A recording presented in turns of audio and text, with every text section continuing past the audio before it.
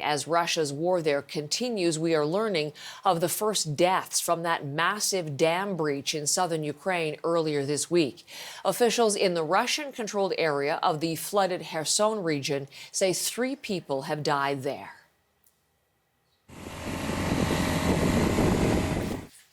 A rescue operation continues around the clock. Crews have helped over 6,000 people get to higher ground so far, and we're learning more now about the scale of the disaster. The region's governor estimates the flood zone to be about 600 square kilometers. That's the equivalent of 10 Manhattans, New York cities. We're also hearing about new dangers for the evacuation effort. Landmines set loose and now lurking in the brown and murky floodwaters. Ukraine's president, meanwhile, is blasting the slow response of the international community to provide humanitarian aid.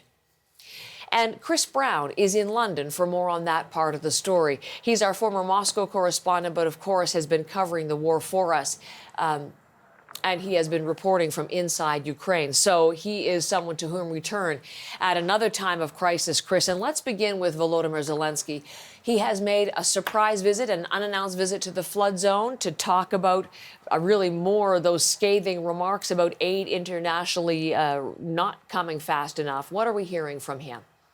Well, in a way, it's a surprise, but not a surprise. I mean, Zelensky's made a point of showing up, pardon me, at these disaster zones that have so often struck Ukraine, inflicted by Russia, whether it's a hit on a building, mass death, whatever. And of course, he is, as you say, in the Kherson area. We saw a video showing him meeting with local officials. His social media feed said that they spoke about evacuating people still from flooded areas and parts of the city where water is still rising. And then, of course, how to move past all this. And all of these are enormous questions that don't really have answers right now.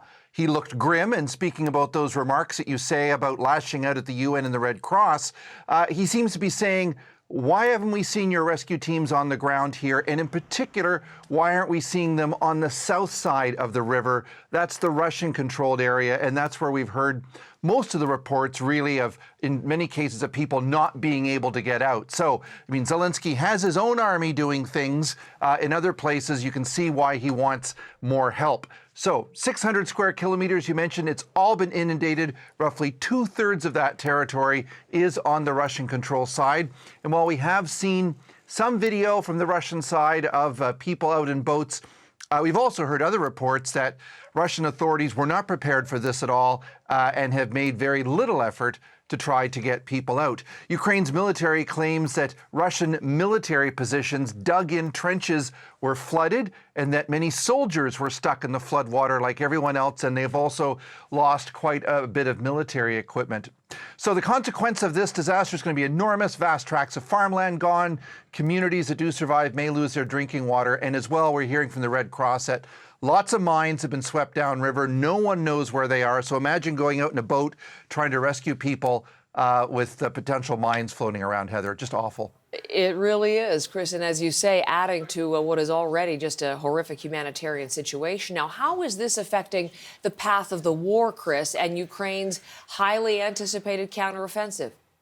You know, we really don't know at this point, and that's deliberate. The Ukrainian side is not saying much. They've put out that video a few days back where everyone was going, shh, don't talk about it, and they're still not talking about it. But I think it is fair to say a lot of the fighting, Heather, has been not right there where the dam broke. It's been up further north in the Bakhmut, Donetsk area, or in the center Zaporizhia area. So I would think that, you know, what we're going to continue to see is more of these kind of small probing attacks from the Ukrainian military to test Russia's defenses.